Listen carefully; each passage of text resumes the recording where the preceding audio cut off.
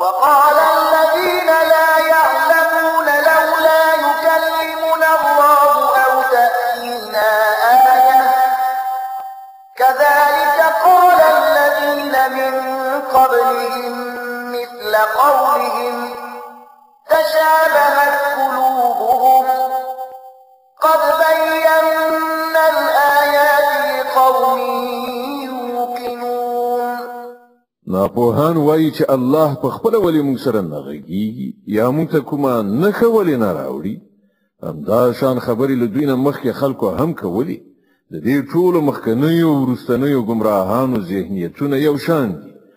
باور لرونکو ته خو موږ په ډاګه څرګنده خپلې نښانې ښکاره کړي دي. إنا أرسلناك بالحق بشيرا ونذيرا ولا تسأل عن أصحاب الجحيم. موږ ته د حقایقو له علم سره زیری ورکوونکی او ویرونکی لېږلی او د دوزخ د خاوندانو په هکله ته نه پوښتل کېږي. ولن ترضى عنك اليهود ولا النصارى حتى تتبع ملتهم قل إن هدى الله هو الهدى ولئن اتبعت أهواءهم بعد الذي جاءك من العلم ما لك من الله من ولي ولا نصير. يهوديان او عیسایان به هیڅکله له تا نه خوشحاله نشي تر څو چې ته د هغو په لاره لاړ نشي. دوی ته په کلکه ووایه چې سمه لاره یوازې همغه ده چې الله ښودلې ده او که ته له هغه علم نه وروسته چې درکړی شوی دی د هغو په خواهشونو پسې لاړ شي نو ستا هیڅ دوست او مرستندوی نشته چې د الله له نیونې نه دې وژغوري.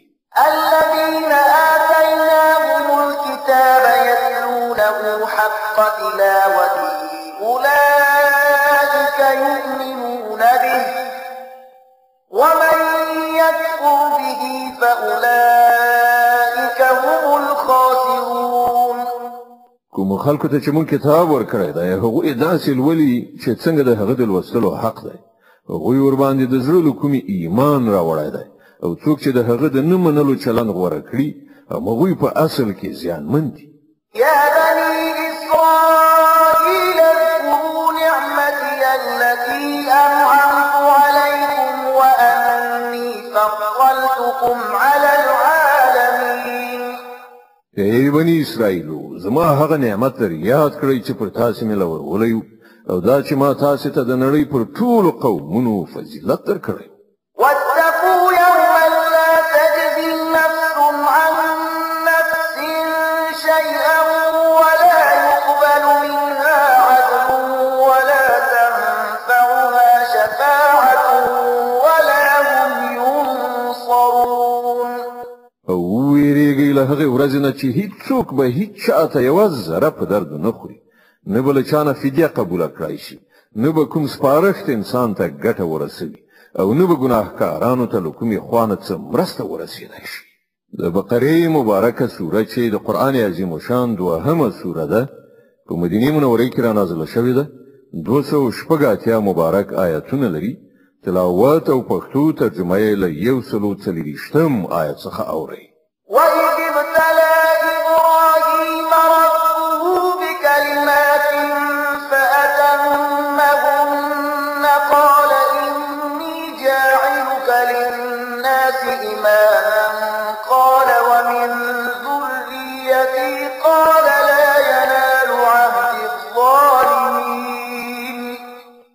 یاد کړه هغه وخت چې پر ابراهیم باندې د هغه رب د څو خبرو ازمایښت وکړ او هغه ټولې سرته ورسولې نو الله فرمایل زه تا د ټولو خلکو قائد ټاکم.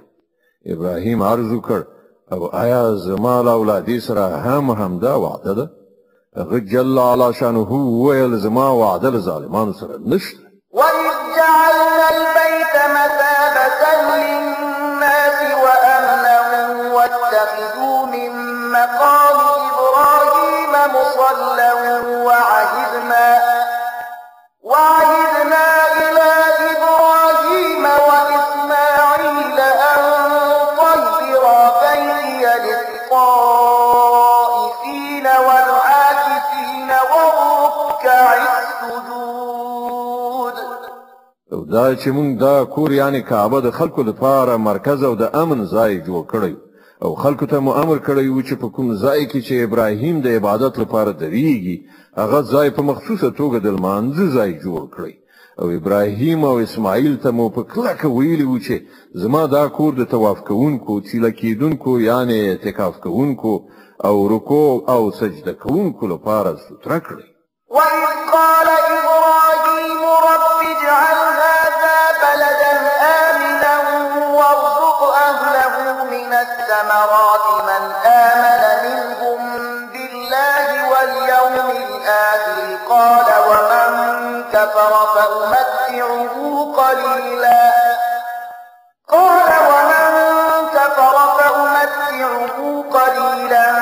ثم أضطره إلى عذاب النار وبئس المصير.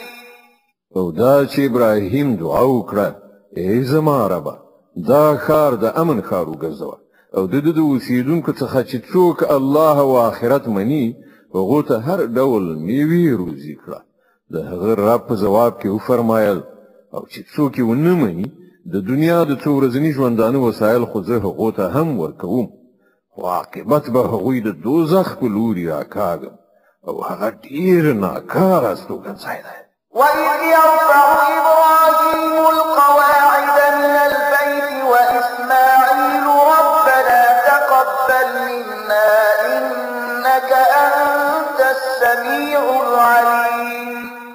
او در یاد کړه چې کله ابراهیم او اسماعیل د دې کور دیوالونه پورته کول نو دعا یې کوله ای زمونږ ربه لمونږ نه دا خدمت قبول کړه ته د هر څه اوریدونکی او په ټولو شیانو پوهېدونکی.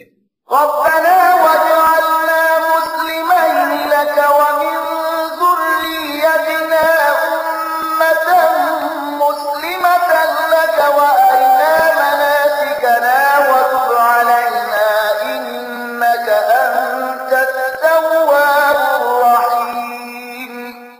ای ربه مونږ دواړه تا ته غاړه ایښودونکي وګرځوه زمونږ له ذوات نه یو داسې قوم راوبرکوه چې تا ته غاړه ایښودونکي وي مونږ ته د خپل عبادت لارې لیکې را زده کړه او زمونږ توبه قبوله کړه ته لوی بخښونکی او رحم کوونکی. ربنا وابعث فيهم رسولا منهم يتلو عليهم آياتك ويعلمهم الكتاب والحكمة ويزكيهم إنك أنت العزيز الحكيم. او ای ربه په دې خلکو کې د همدوی له قوم نه یو داسې پیغمبر را پاڅوه چې دوی ته ستا آیاتونه واوروي هغو ته کتاب او حکمت ور زده کړي او د هغو ژوند ستره کړي ته د لوی قدرت او حکمت څښتن یې. ومن يرغب عن ملة إبراهيم إلا من سفه نفسه ولقد اصطفيناه في الدنيا وإنه في الآخرة لمن الصالحين. اوس څوک دی چې د ابراهیم د مسلک نه کرکه وکړي له هغه چا پرته چې په خپل ځان په حماقت او جهالت کې اخته کړی وي بل څوک دا حرکت کولی شي. ابراهیم خو هغه څوک دی چې مونږ په نړۍ کې د خپل کار لپاره غوره کړی یو او په آخرت کې به هغه د صالحانو په ټولۍ کې وي. إذ قال له ربه أسلم قال أسلمت لرب العالمين. ووصى بها إبراهيم بنيه ويعقوب يا بني إن الله اصطفى لكم الدين فلا تموتن إلا وأنتم مسلمون. هغه داسې و چې کله یې رب ورته وویل غاړه کېږده نو هغه سم د لاسه وویل ما د کائناتو واکوال ته غاړه ایښې ده. پر همدې مسلک باندې د تلو لارښودنه هغه خپل زوجات ته کړې وه او همدا سپارښتنه یعقوب خپل اولادې ته کړې وه. هغه ویلي و چې زما بچیانو الله ستاسو لپاره همدا دین غوره کړی دی له دې امله د مرګ تر وخته مسلمان پاتې شئ.